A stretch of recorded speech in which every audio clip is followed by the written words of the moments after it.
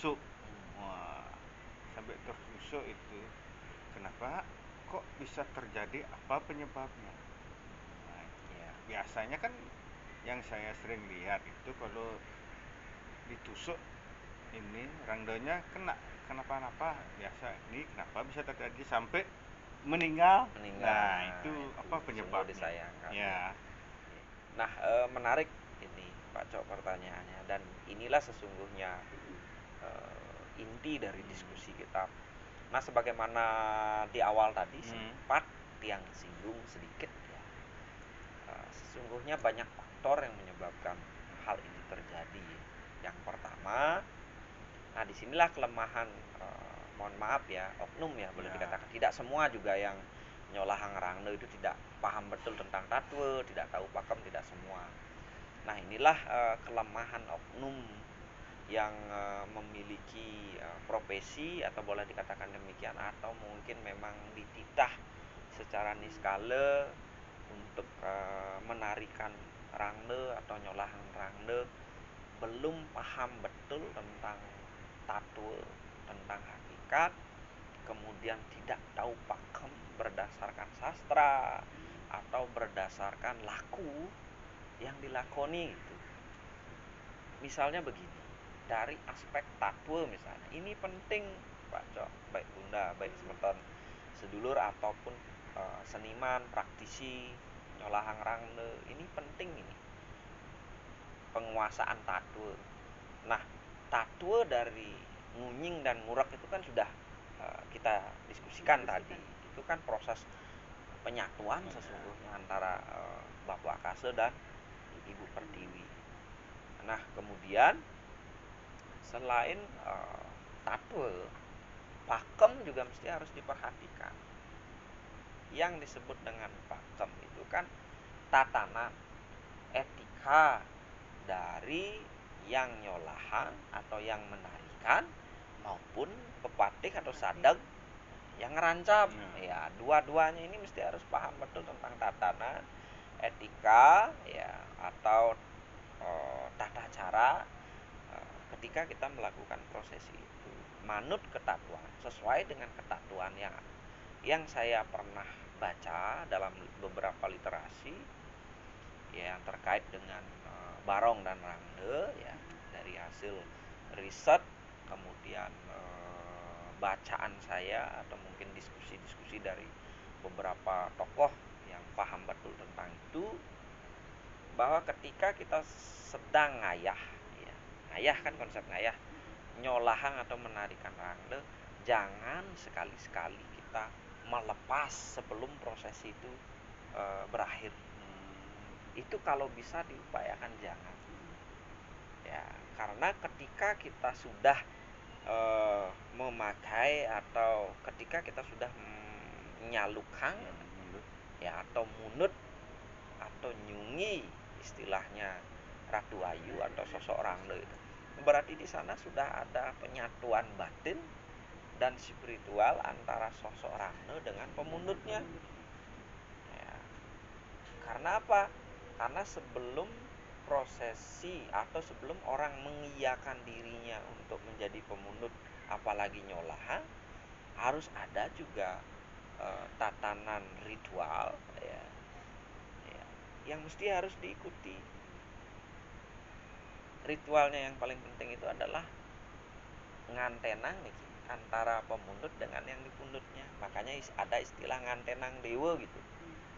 Misalnya Pak Cok sebagai pemunut ini harus diprosesi, diritualkan dulu, yang disebut dengan prosesi ritual menyatukan antara petapakan atau tapakan dengan pemunutnya ya. Inilah yang disebut dengan ngantenang dewa, biar secara batin dan spiritual menyatu ya. Nah, ketika prosesi nyolahang atau menarikan ini ya, ketika rangne atau Ratu Ayu itu sudah kita kenakan, sudah kita pundut, sudah kita masukkan, di sana itu sudah nunggal bakti kita dengan sosok rangne itu, sehingga benar-benar di sana harus ada kepasrahan total bahwa apapun yang terjadi, kita sebagai pemunut ya, mesti harus benar-benar meyakini kekuatan-kekuatan niskala yang ada pada sosok itu.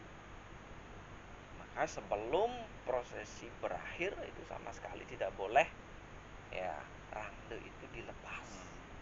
Nah, celakanya ketika rangde atau sosok itu dilepas, ya kekuatan yang semula menyatu itu bisa saja terlepas.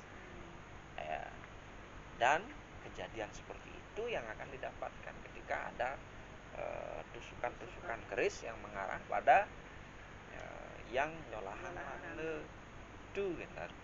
Dan itu bisa tembus. Dan itu pasti bisa tembus. Nah, itu yang pertama. Ya. Kemudian mengenai pakem. Kemudian dari pengamatan saya, ini juga yang sering terjadi. Konsep kita menarikan atau nyolahan rangde dari pengalaman tiang, ya, itu kan mengedepankan konsep ngayah. Ya.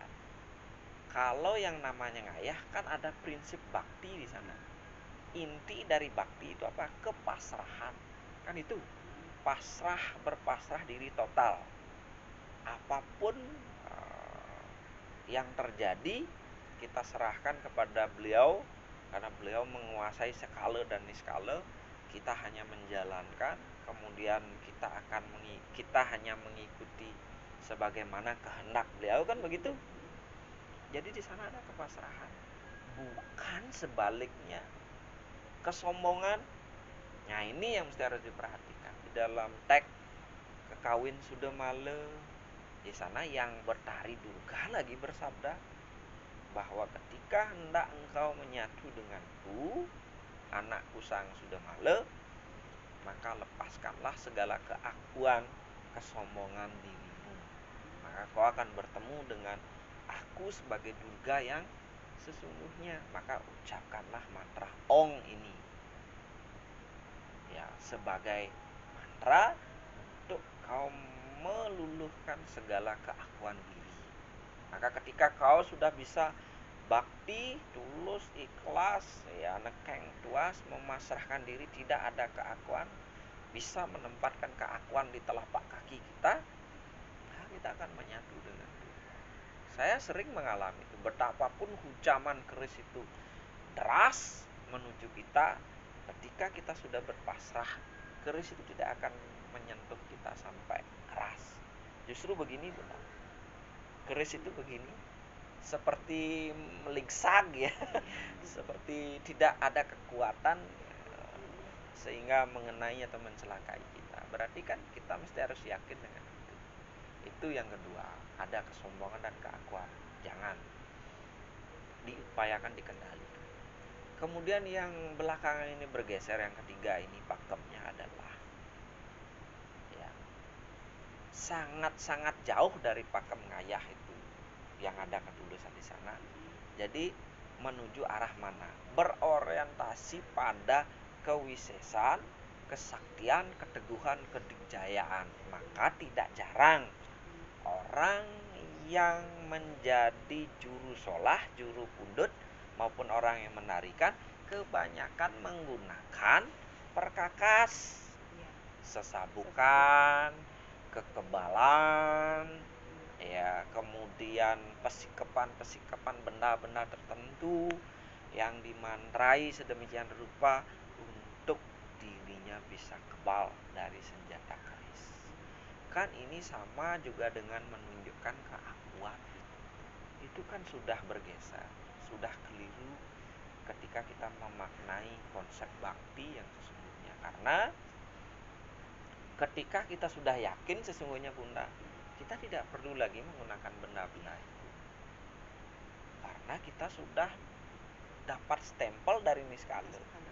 Ya, kita sudah ditunjuk dari niskala untuk kita nyolahang itu didasarkan atas prinsip keyakinan kita, kesungguhan kita. Di sana kita berserah, maka segala sesuatunya kita akan tertuntun. Bahkan kita akan memiliki kekuatan yang luar biasa sesungguhnya, sebagai pembuktian bahwa kekuatan niskala atau kesidian ide, ya, atau kesaktian beliau benar-benar ada, bukan yang nyolahang itu yang sakti. Ini yang mesti harus dipaham. Bukan Pak Cok misalnya sebagai juru sholat, bukan Pak Cok yang sakti dan sindi, tetapi apa, citra atau simbol beliau yang dalam sosok Rangde yang tiada lain Ratu Ayu, itulah yang sidi. Wih, sidi sekali itu. Wih, sidi pisan itu, sakti pisan itu. Kan begitu, berarti itu kan pembuktian bahwa kekuatan Niskala itu memang benar ada pada sosok Rangde itu, dan patut kita sebagai umat menjadikan sosok itu sebagai media simbol pemujaan. Bukan Rangde itu pun yang kita puja, tetapi kekuatan-kekuatan gaib yang ada di balik sosok Rangde itu kita puja.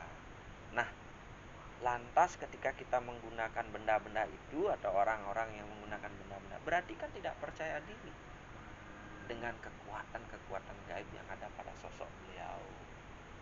Tidak jarang banyak kok yang lain ketika ide Susunan Tedun Pak Siti ditusuk, bahkan tidak menggunakan sosok Rangdo pun itu ditusuk, diginikan, ngunying, ngurak, tidak kenapa-kenapa. Ada yang pakai tombak, ada yang pakai tombak, dibeginikan, tidak pakai kenapa-kenapa. bambu. Karena apa? Didasarkan atas prinsip bakti, ngayah, dan keyakinan. Di sana sudah ada ketulusan, bukan lagi ajang entertain, bukan lagi ajang kontestasi. Di sana benar-benar hadir dalam ruang yang sangat sakral, tenget, ya singit. Di sana kekuatan Niskala itu akan benar-benar menunjukkan dirinya. Saya ada pertanyaan lagi. Sering sekali saya menemukan sebelum pementasan atau saat pementasan itu terjadi banyak sekali orang yang kesurupan atau kerauhan. Nah, ini sebenarnya apa penyebabnya, Guru? Kenapa orang-orang bisa seperti itu? Apakah karena memang betul-betul dia kesurupan oleh dewa, Buddha, atau mungkin emosinya yang muncul? Ini apa penyebabnya, Guru?